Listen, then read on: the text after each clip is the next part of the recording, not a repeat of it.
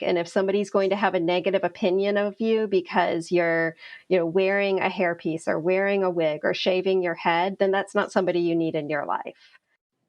On this week's episode, I speak with my friend Rebecca about her experience with hair loss. And we talk a lot about how society often tells us, or perhaps we believe that society tells us, how we should look and what makes beauty and what should give us confidence. So I think this conversation is really important to have because Rebecca is her truest self when she is choosing whatever makes her feel most authentic. And so we talked through some of those moments and maybe why she chooses to wear hair pieces at certain times and why she chooses to go fully shaved head at times. So I think you'll enjoy this conversation. We have a couple laughs within. She has a similar dry sense of humor as me. So without further ado, please enjoy this episode with my friend Rebecca. I'm Matt Gilhooly, and this is The Life Shift. Candid conversations about the pivotal moments that have changed lives forever.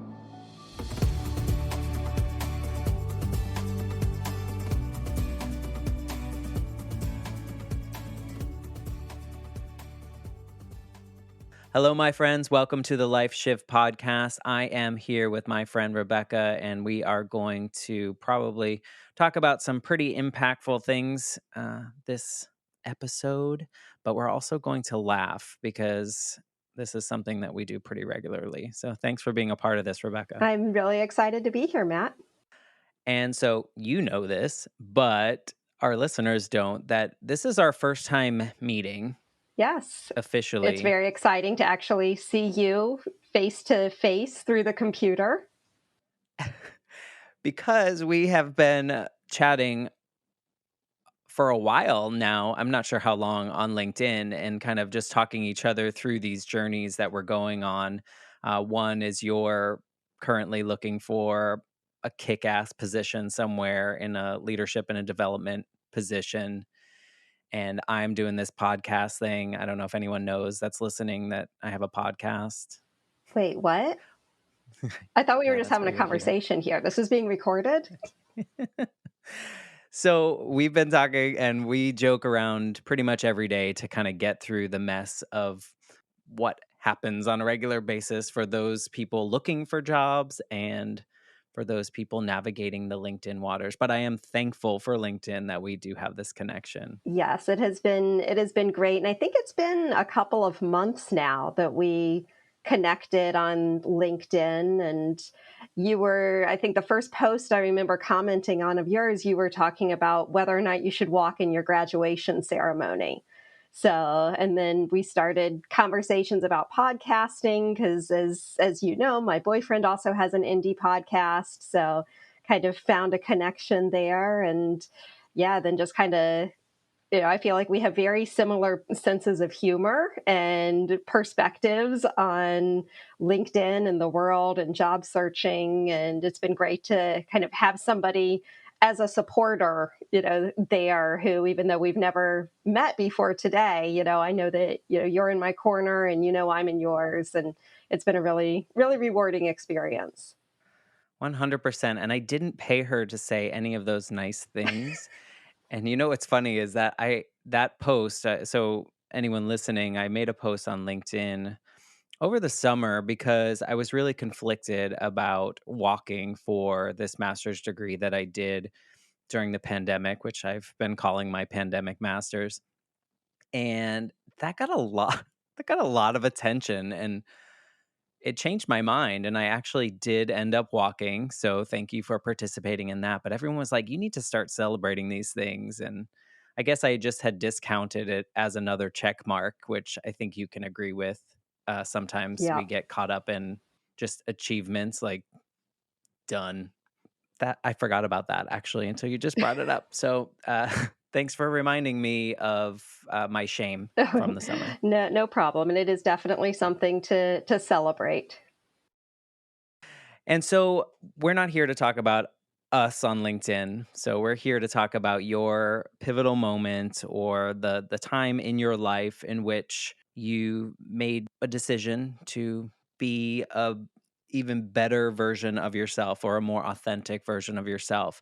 And so that's as much teasing as I'm going to do before you kind of give us a little bit about you and what you were like or what your life was like leading up to this moment. And then we can go from there. Sounds good.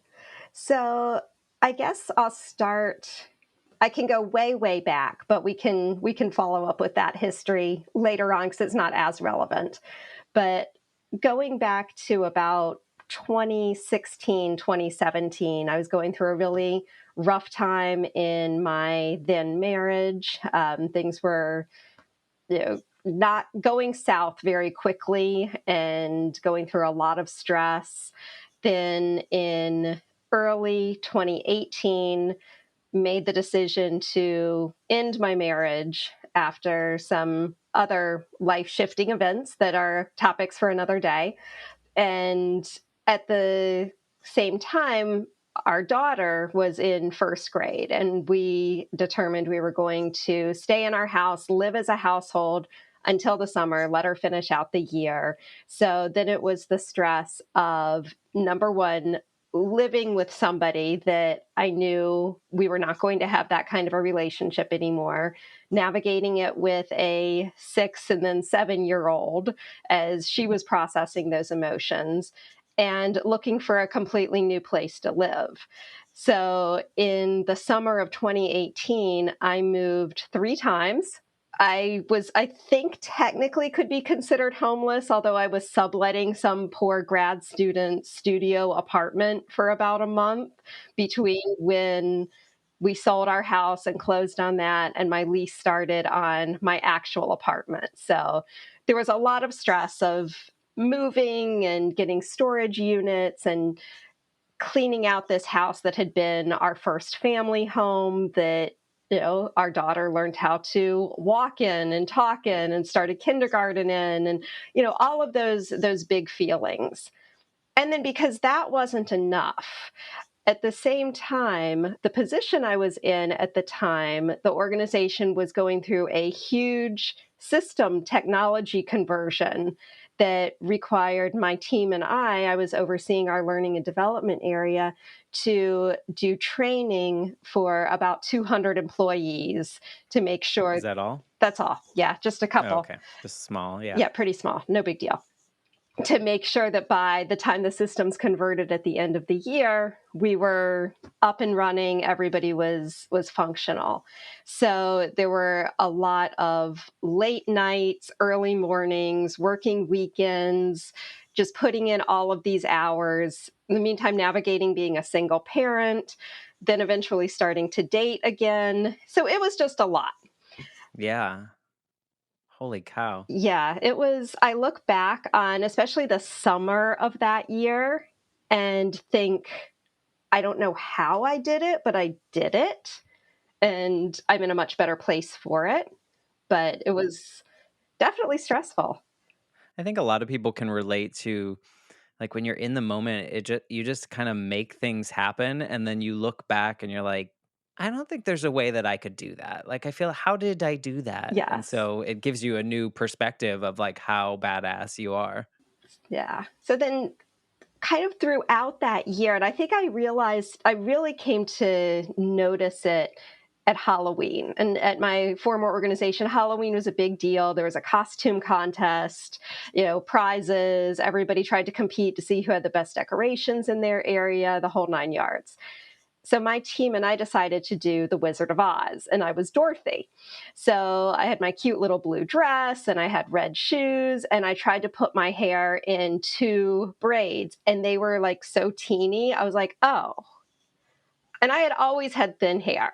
Growing up, I probably remember, being in middle school, high school, and thinking like, oh, my ponytail isn't as like bouncy and floofy, and I can't really do the big 80s bangs like all my friends can. Darn. I know, I really missed out on that look. But at that point, and as I was fixing my hair for my Halloween costume, I was like, oh, okay, this is kind of not good. But I hadn't noticed like huge clumps of hair falling out. I had apparently just been steadily losing it. Then January of 2019, I was out with friends and we were taking pictures, and I'm looking at the pictures online the next day, and I'm like, good Lord, like I can see more of my head than I can see of my hair. And I freaked out. And so then I started Yeah. Googling like crazy. And I had tried like hair restoration, if you will, Rogaine and essential oils and stuff like that in the past Prior to this? prior to this, because, like I said, I had always had really thin hair. So after my daughter was born, and then after I stopped nursing her, there's kind of that common postpartum hair shed. And so that had happened at that point. So that's when I was like, okay, well, let me just do this. And that really did help for a little bit, but obviously not for good. Yeah, and you mentioned like throughout your life you had like thin hair. Did you ever really pay attention to it, or was it just like you just had thin hair? It was just kind of like sometimes it would bother me because I wouldn't be able to have as elaborate, prom hairstyles, or, you know, be able to do my hair in certain ways that some of my friends who had a lot of hair really could. So like in that comparison sense of, society says we need to have XYZ, a woman in the Hmm. 80s must have Aquanet Must. hair, like an Yes. absolute, and you wear that little face, or you put that face shield up before you spray Oh, the totally, the totally. hairspray, yeah. Yeah, So yeah. those were the moments of it more so did it bother you, or was it more just in a comparison sense that you just couldn't do those It was things? more in a comparison sense. I mean, and I did save on hairspray, so I mean, there's that.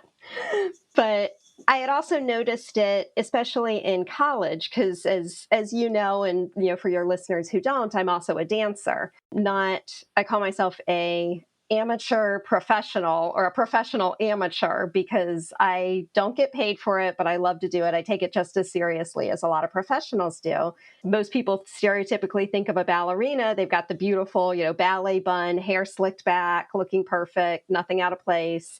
So I noticed it in college when we would have performances, and I would have to do a few little, teasing tricks to make my bun kind of the standard size so that all of the ballerinas in the corps looked the same. So I had kind of noticed it, but it was just kind of like an annoyance more than anything else. But it hadn't bothered me. You figured out the ways to adjust, I Exactly, guess. exactly. And I've been able to pass that on to other dancers who have, not the same level of hair issues that I do, but who also have less hair than some of their counterparts, to say, oh, well, if you do this, it's going to look a lot fuller. And, here's how we can make it work. So knowledge sharing. And that's interesting too, and I don't know much about the ballet space, but is there, I know maybe not as much now, or hopefully not as much now, but is there that standard in the industry itself of the look? Oh, totally. Totally. Like, is it expected by Yes. I mean, instructors and all those other especially people? for professional companies. I know that there is one professional dancer who's more of a modern dancer who has alopecia, who's completely bald, and she's gorgeous. She was on America's Favorite Dancer, whatever that show was that was on for quite a while. But in terms of ballet, there very much is your hair is pulled back and everybody looks the same. There are even some companies that will have their dancers actually wear wigs of buns so they all look Oh the wow. same. So I know Royal Ballet has in the past for some of their productions. Luckily, the studio where I dance, it's more accepted to have dancers who have either very, very short hair or kind of, hair like mine. When I perform in most roles, I'm playing a mother character or an evil villain or somebody who I can wear a wig and the audience is none the wiser. But there definitely is kind of that hair standard for ballet.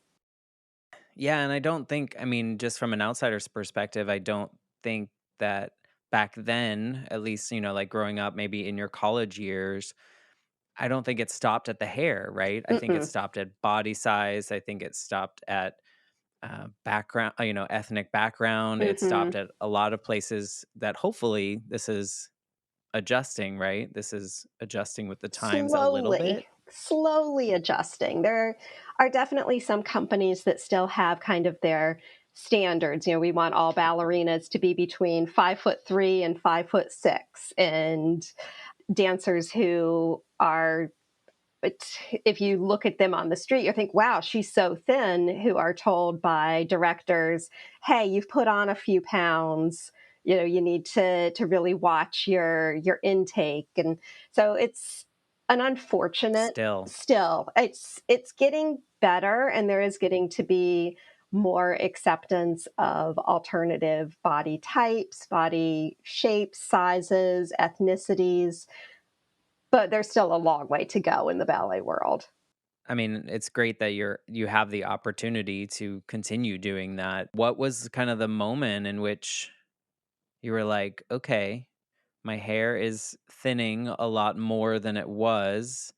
My life feels a little hectic, just a Just a smidge, little. just a little hectic. When was the moment that you kind of changed things for yourself? So, in my professional researching on Google and Oh, yes. Instagram, Dr. Google. yes, Mhm.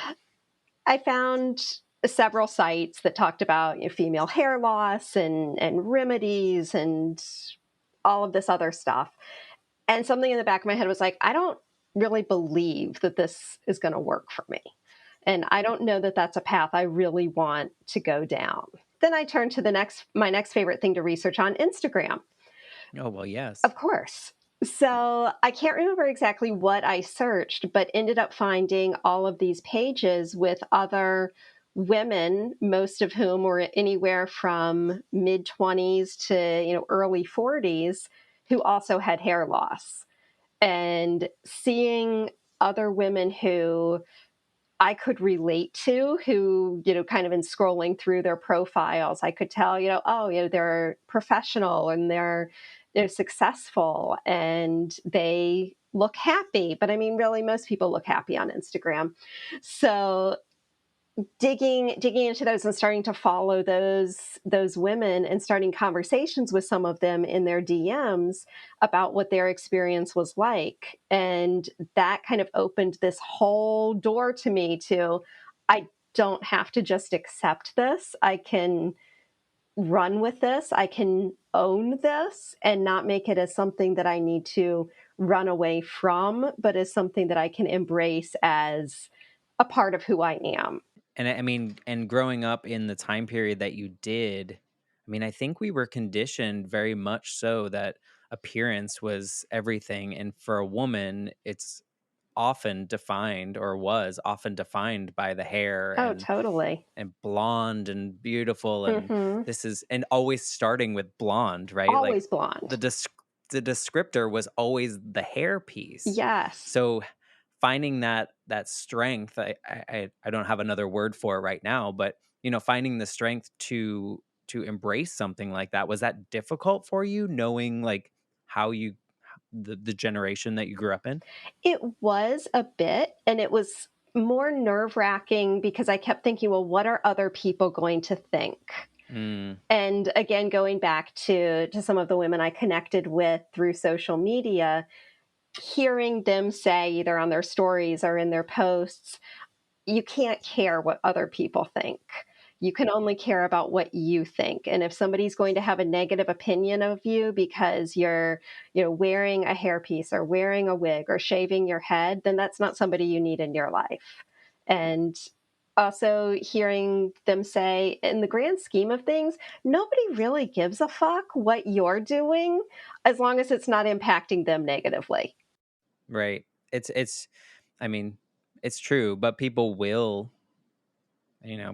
make guesses or perceptions of how any of us look. So, I mean, at the end of the day, who really cares Right. if those people are doing that anyway? What was your first step? Did you? So I had reached out to a woman who actually lives in Australia, who is one of the big kind of hair loss influencers. She kept popping up as I was researching and slid into her DMs and asked about a piece that she was wearing. And she gave me the name of a company that's based in New York that makes human hair wigs. And they're also called so there are wigs which cover your entire head, and then there are also something I'd never heard of, which are called toppers, which for those who have enough hair, you can clip it into your regular hair. So it kind of sits right on top of your head. It clips in. It has a comb in the front.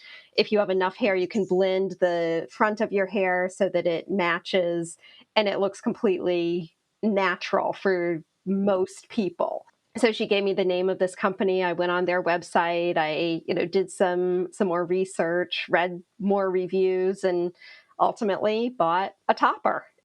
Then it came and I tried it on and I was like, oh my God, I've never had this much hair in my life. And Did you like it? I did. I actually really liked it. And now looking back, it was probably the one that had the least amount of hair of any piece that I bought since then because I didn't know what to expect. I bought it and I did take it to my hairdresser at the time who had been kind of talking with me about, my hair loss as the years have gone on. And she styled it, kind of shaped it a little bit more and made it look more like my hair, just a whole lot more of it. Was this related mostly to the stress and the anxiety that you were going through, or is it a true condition that you may have? I think it's probably a bit of both. I think it Okay. was triggered by the stress, the anxiety, the major changes that were happening in my life over a couple of years. But I think there also may be some hereditary components to it. I don't know of any other females in my family who have hair loss, but I know on my mother's side, my paternal grandfather, as well as both of my uncles on that side, are. Well, my grandfather was fairly bald when he passed away. My uncles both have, very nice shiny heads. And so I think there could be some elements there. I will say I've never actually gotten an official diagnosis because I didn't feel it was necessary. It's Right. kind of like I know what it is. I don't need a medical professional to say what it is. I remember at one point bringing it up to my primary physician when I went in for a physical or something. And she just kind of dismissed it as, oh, yeah, it's no big deal. Some people lose their hair as they get older. You're fine. Because it was kind of like, Right. well, you still have hair. It's no big deal. And meanwhile, I'm thinking, well, it's kind of a big deal to me. So that's kind of what led me to think, well, I'm not going to worry about getting any kind of official diagnosis because I know what it is. Right, and two, like, what would that change? Right. Exactly. Um, It's like I could just a check off a copay. box. So, Exactly, yeah.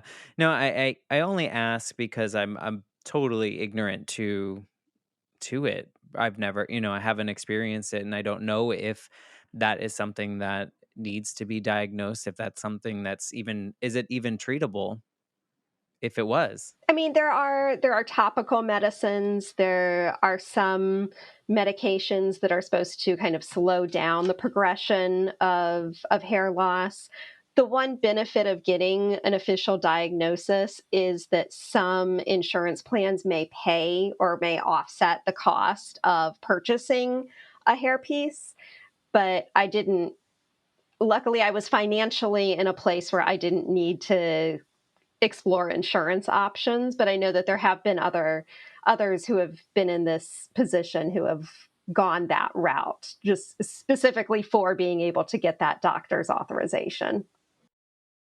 So how long ago was that first hairpiece purchase? That was in the winter of 2019.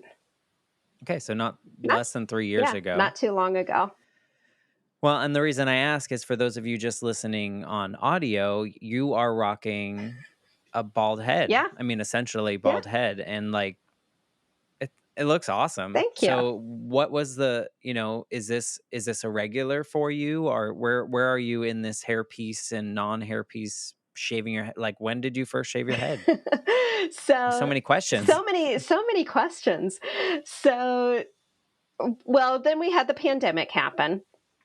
So I'll get to What the, pandemic? I know, right? I forgot all about that.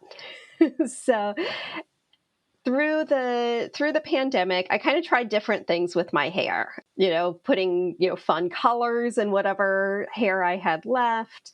It was really beneficial when everything went on Zoom because then I could just literally like plop hair on my head 2 seconds before turning my camera on and then take it off right after. And everybody would be like, "Oh, you look so nice." I'd be like, "Yeah, you're right." So, and then in the fall of 2020, I cut my hair really short. So I had like a cute little pixie cut. My daughter told me I looked like Captain Marvel, and because it was also quite blonde at that time. So, and I had that shorter hairstyle for about a year and a half. And I would still wear hair pieces, but I started getting gradually more comfortable going out without having hair on. So just having short hair.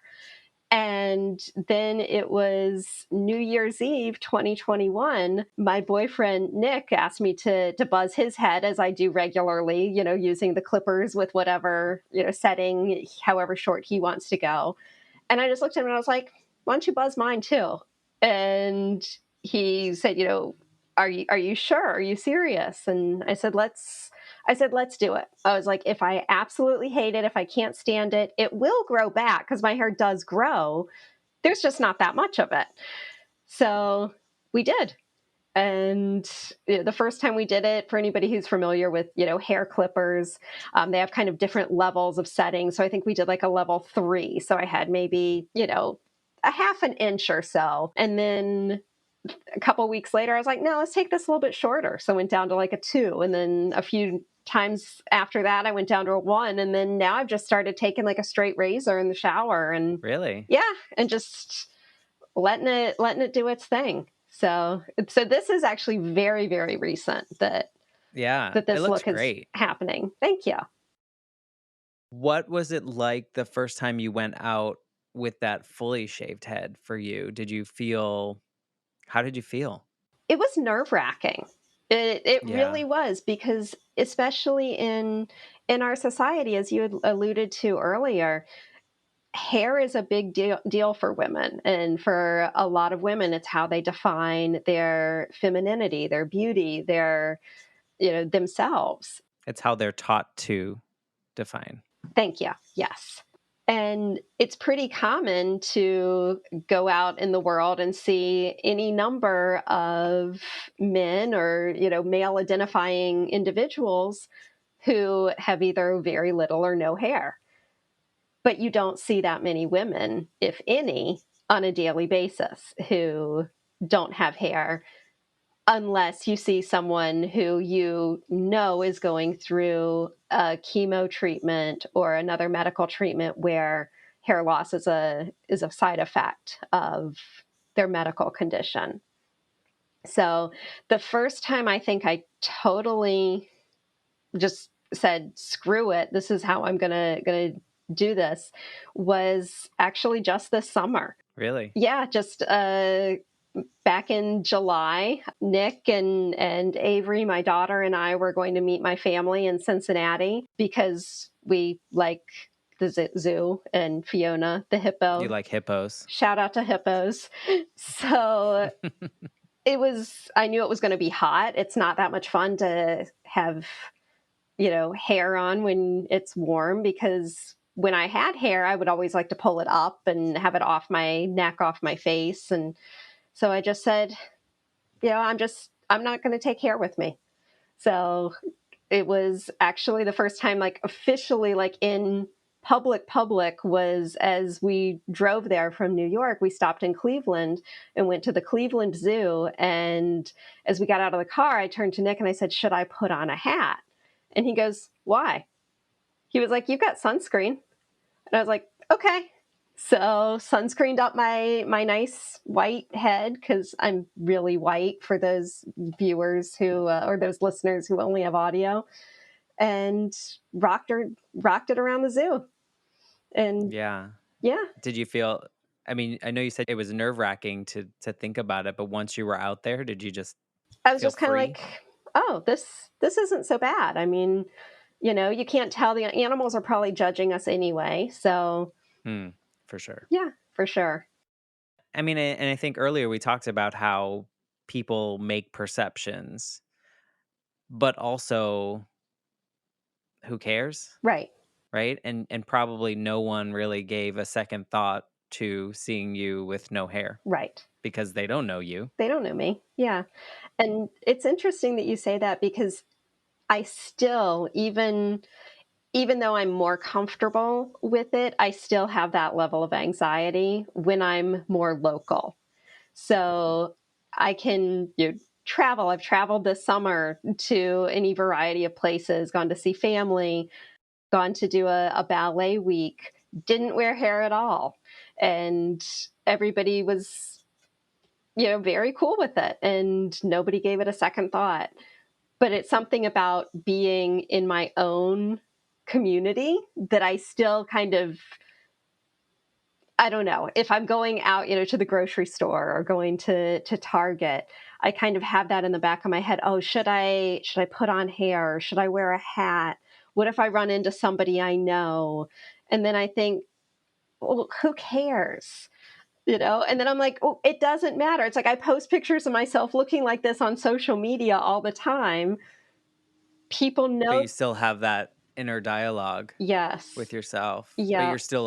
you're comfortable enough to go out Yes. however you feel. Yep, Okay. I will. I'll That's just good. kind of have to have that like pep talk to myself, like, knock it off, just do it. I will say that I'm more likely to wear hair or wear a hat when I'm going out with my daughter, because she's 11 and a half. And for anyone who's had an 11 and a half year old, it's a lot of ups and downs. And she accepts it. She doesn't care if we go out and we won't potentially see any of her friends, but she's still in that stage where it's appearances are very important. And I've told her, if that's something that can help her feel more confident, then I will do it for her. But I also tell her, I don't care if your friends know that I don't have hair. I don't care if when your friends come over, you want to show them my wigs and try them on and have fun with it. But I understand that that's a sensitive thing for a kid to have to explain, no, my mom isn't sick. This is just how she is. And again, we just need to do a better job in society of this perception of like what hair it, like it's like it's Yeah, like clothes, right? right. It's not and I would imagine that internal pep talk is eventually going to subside, right? As you Yes. because it's been so recent. It's only been a few months since Right. you It really hasn't, were like yeah, it hasn't going been out there. been long at all. And even as being job searchers, Yeah, I was just gonna ask about that. I have been wearing hair doing interviews, honestly, because I don't want it to distract, because it is such a societal thing. I don't know. And maybe I shouldn't worry about it, but at the same time, I want an employer to be focusing on my skills and not on my appearance. And still, seeing a woman in society without hair can be a little jarring, the first time, if you're not accustomed to it, just because of how we're conditioned that women have hair and men may or may not have hair, but it's okay. Yeah. I'm so disappointed in society sometimes when I have these conversations Yeah, because society can suck. I just want you to, bring your best self, and that's what we should be doing. And if your best self involves wearing a hairpiece, then that's fine. And if it involves this current version of you right here, sitting on this podcast, that who knows is going to see it or listen to it. I mean, you're bringing everything. You're bringing yourself. So I hope that one of your upcoming interviews, you'll feel you'll have that pep talk right before, and you won't want to wear it. Maybe what I can do is, how sometimes they'll ask that question, like, tell us something about yourself that we wouldn't know from your resume. I can just like whip it off. I mean, you'd be memorable. I would be. I would be.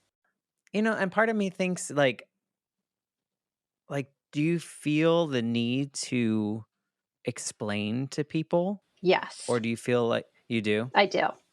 I do. I think because of that societal perception. And I'll admit that I've had it too.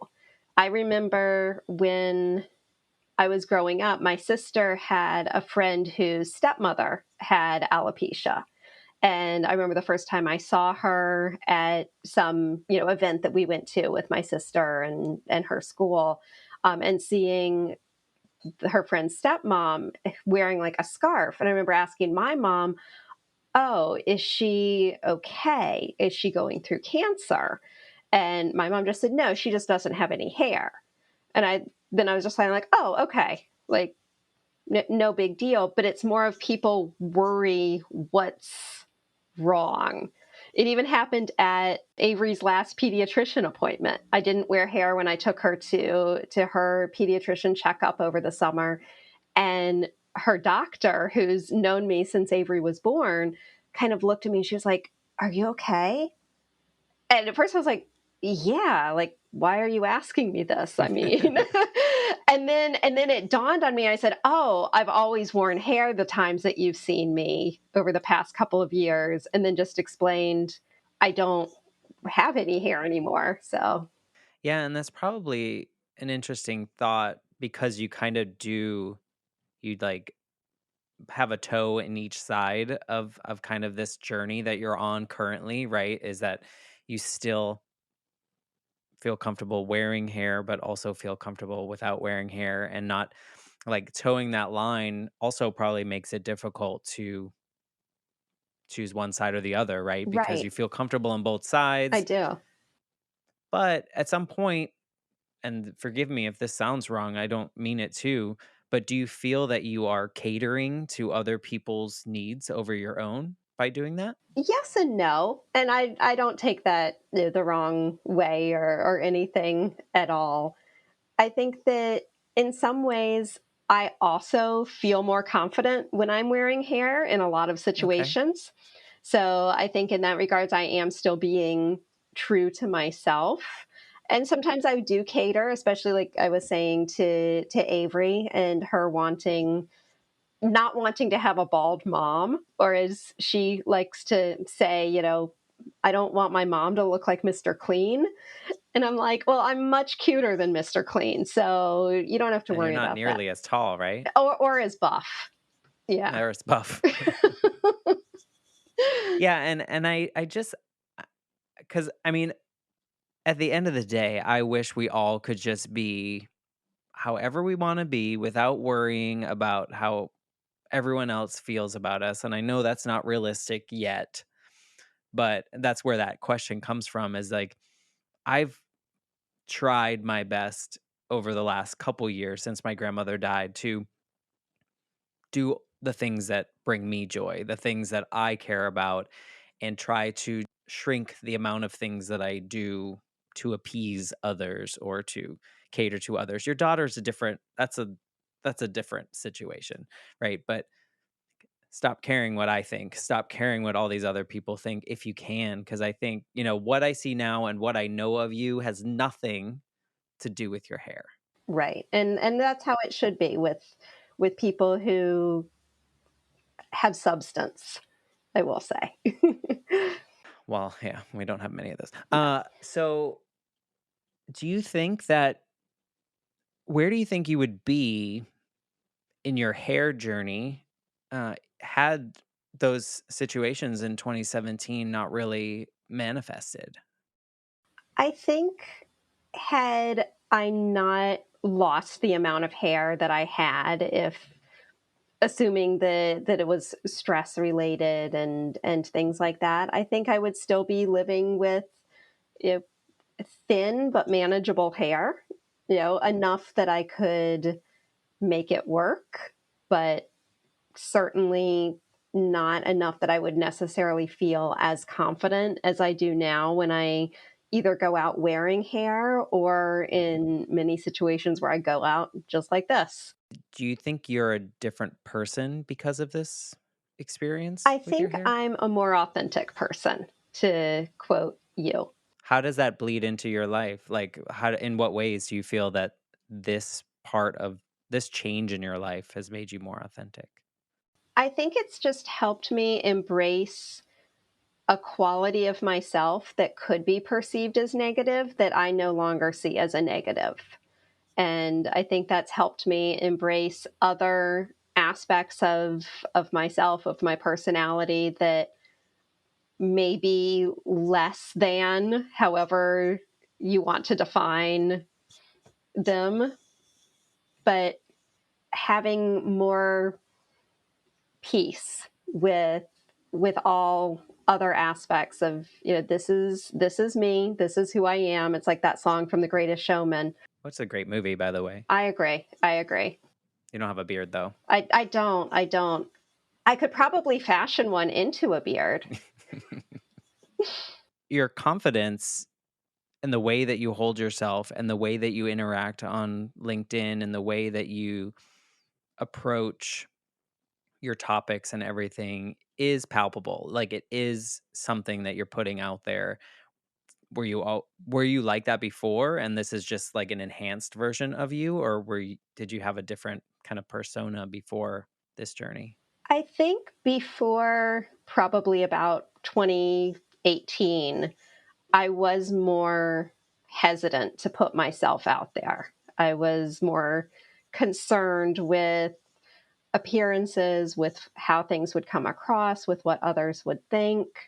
And going through, the very stressful situations in, 2017, 2018, and with the help of therapy, let's plug therapy because that's Yes. key for so many of us, if not all of us, and helping to see that I'm a great person as I am, and some people are going to appreciate that and others may not, and those others are the ones that I don't need to concern myself with or surround myself with. And it's okay to be me. 100%. And yes, therapy, let's plug that. I think it's getting better. I think more people are accessing therapy. It's getting a little bit less stigmatized. Uh, es- I would say women are doing a better job than men are. But we need to understand that therapy is not like a diagnosis that there's something wrong, right? People go to therapy all the time, even when things are fine. Like, Exactly. and it's just this person that has been educated in that space that is hopefully unbiased to your own life and your own circumstances that can help you put things together and make sense of things that maybe are in a little bit of disorder, or approaches to things, or even in your sense that you bring all the value that you need, and people that don't see it don't need to see it, right? They're Right. not meant to be part of that journey for you. So yes, therapy, 100%. I was a changed person. Therapy myself, it was interesting. I mean, you know the story, but everyone, if you listen to episode 11, I kind of tell you my journey. But when my mom died, it took me like it took me about 20 years to kind of grieve her loss. And the only reason I did is because I started going to therapy, like, I want to say like late 20s, early 30s, which is when she died at 8. That's a long time. And I was sitting there, and when the therapist said, "You've been living your life as that 8-year-old kid, and he has been making those decisions." And I would have never come to that conclusion myself had I not gone to like, I would never have done that, right? I would have Who knows where I would be had I had not had that person say those words to me that would never have come up in my head. And Exactly. everything from that moment on changed.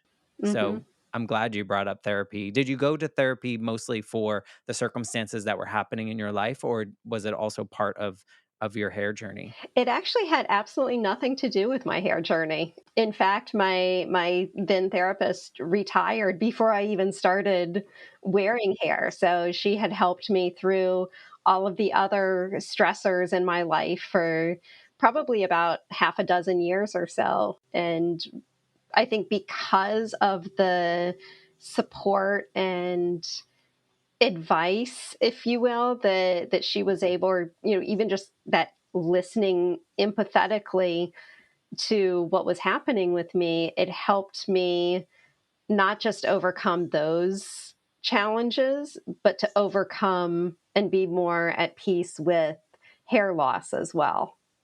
And it also sounds like, because you just mentioned a little bit ago about how you kind of the version of you before and the version now, and it was almost like the version of you before was very much like I was, where I was just doing the check marks, the life check marks that we were raised being told that we have to do, right? Mhm. That you have to do this, and then you do this, and then you do this, and you're a woman, so you are a wife, so you have to do this, this, this, and this. Yep. And now you're kind of like that authentic, you're really holding on to that authentic part of you to be like, I'm doing whatever I want. Right, right. And I think that that's carried forward into to so many aspects of my life. I mean, as you know, I left my job in April and was part of the great resignation, I guess, if you will. And I wouldn't have had the strength to do that a few years ago. I wouldn't have had the strength to say, this is no longer serving me. I need to step away. I need to find something where I am more fulfilled and I am more appreciated and valued. And that's something I wouldn't have been able to do in the past. You're on a good journey, and I like this for you. And I don't, I mean, I only know you over the last couple months, but it's your hair is nothing to do with you, No. not a thing. And I was curious actually whether or not you were going to come on with or without your hairpiece. And I'm glad you didn't wear it, because I think this is you. And I hope at some point, I hope you don't have too many more, but in another interview for this job journey that you're on, you feel good enough to just, here I am. This Yeah. is it.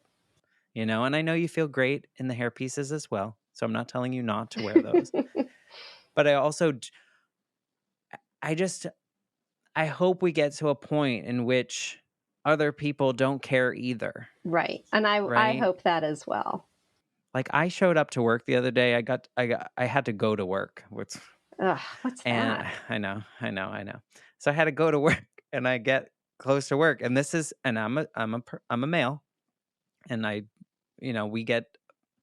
we can have whatever hair we want with no society issues, right? Right. So I pull up, and I'm like, I didn't put any product in my hair, so I'm going to work with bedhead. Oh no. Nobody said anything, Yeah. but I feel like it would not be the same. People would question, or like, Mhm. nobody cared. Yeah. Nobody cared. Yeah. So I hope, or I love that you have this authenticity. I think you're probably teaching your daughter things that she doesn't even know she's being taught right now. I hope so. And I hope that she thinks of her mom as, this badass who can do hard things and shows up and She won't tell you for a while. oh no. Well, she will, but it'll come out instead of as mom, I think you're so awesome. It'll come out as mom, I really hate you. I just hear You read otherwise. between the lines. Yes, Yeah, in yeah. my head. But I hope that, and she's even said, mom, am I going to lose my hair? And I say, I don't know. I said, if you look at other women in my family, my mom, my sister, her grandmother, and her aunt on her dad's side, I mean, they all have all their hair. I said, so you might not. I was like, and if you do, then I'm going to be there to support you, just like you've been here to support me, and we'll get through it together. You're teaching her the things besides the hair, right? All these things are a byproduct of this experience that you're going through, but I mean, she most definitely sees you as a badass. So I don't know her, but I'm gonna guess that like in 7 or 8 years she'll let you know. Maybe I'll go with 10 over under, let her get through most of college, and then maybe she'll realize like, oh, mom wasn't so dumb after all. Yeah, I can't remember when I started thinking that about my family members, right? Like I don't know when at what point I was like, "Oh, they did mean well." Yeah, I remember I texted my mom not too long ago and just said, I'm sorry for everything I did between like 1990 and 1999. That was a rough period of Oh, time, yeah. right? But at least we didn't have social media. We didn't have to worry about that. Thank goodness. Yes. Yeah. So I like to wrap these calls up and but if you could go back to the version of you standing in front of the mirror, getting ready for your Halloween, putting your hair up, what could this version of you say to her? I'd be like, girl, just buy some hair, stick it on your head, and rock it. You're going to be awesome no matter how you look, no matter if you have one strand of hair on your head or a big thick head of hair, it doesn't matter. Do you think you would listen at that point? Maybe a little part of me would listen. The other part of me would just be like, but I want hair. It'd be like that whiny, 11-year-old in my head. Yeah. Yeah, I mean, we're all on there's intention, I think, in these journeys that we're all going on, and we have to hit certain pieces of these journeys to really get those nuggets of information or the qualities that we want to have in ourselves. And we wouldn't have these qualities had we not gone through these shifts in our life. Very I'm true. sure you agree. Yeah. Yes, definitely.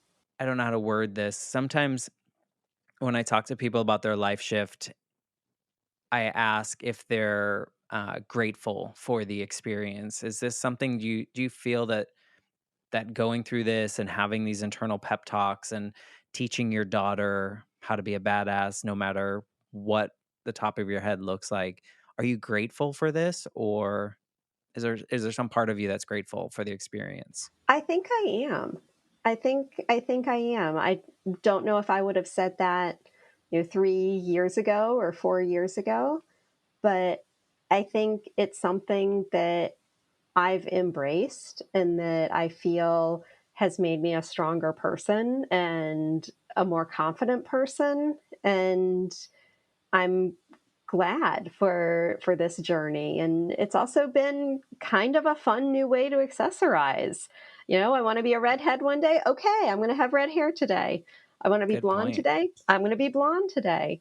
So it's something that I've tried to always see the benefits of. Once I got past the, oh my god, this is so scary, it became something that is just a part of me that I'm glad I have. Yeah, it adds to your character, it adds to your story, it adds something, like you said, that allows you to feel however you want to feel. I appreciate you sharing this story. I think we haven't had anyone talk about this and how that affects. And I think so much of your story really relies on society, right? And society just advancing to the point where these things don't define us. And I feel fortunate that I've come to this acceptance and this embracement of my hair loss, because I've also been able to help others. Even a couple of weeks ago, or maybe a week ago, I posted something on LinkedIn and had a few women reach out that I hadn't connected with before in my messages, and thanked me and shared that they were going through this, and I was able to offer them some words of encouragement and just saying, hey, if you ever want to talk about this, I'm here. There's somebody else who knows what this is like, and I'm here to be a supporter for you. And there's a woman who I've never actually met in person, but she lives in my area, we connected on a hair loss group on Facebook. And I happened to notice that she had the same city as I did. So we friended each other and started messaging. And every once in a while, she'll reach out and say, I went out without hair today and I felt really good. And I'm like, that's awesome. Or she'll say, like, oh, my son saw a picture of you, without hair on Instagram. And he was like, oh, mommy, she's pretty and bald like you. And so just being able to kind of help others is something that has been a nice reward too. Yeah, and you're really helping. Kind of my goal starting the Life Shift podcast was to help people listening not feel like they're going through something that no one else is going through, right? And so the Exactly. more people like you that are sharing your story, sharing how much of a badass you are and what you can do and how there are zero limitations to facing this, people can see that there is a community of people that have gone through similar situations, may have solutions or advice. So thank you for sharing your story on this platform. The Life Shift podcast is really meant, I want each episode to find the ears that needs to hear it. And so I hope someone that's facing a similar situation hears your story and is like, I'm going to do it too. I I'm hope not going to so. start at a 3 guard. I'm going to No, start at the just, 1 yeah, just do it. or the straight razor. That seems really dangerous. I mean, yeah, it's an adventure, but Well, I appreciate you being a part of this and sharing your story, and it was nice to see you face to face. yes, you too, Matt. I'm so glad that I could come on and share this and look forward to continuing to listen and pimping you out to other listeners. So I wish this podcast all the success.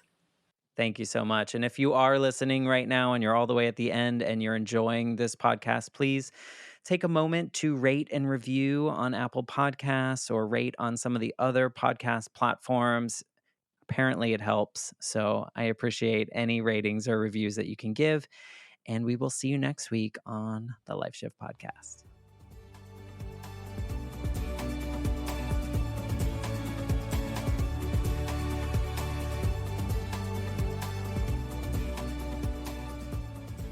For more information, please visit www.thelifeshiftpodcast.com.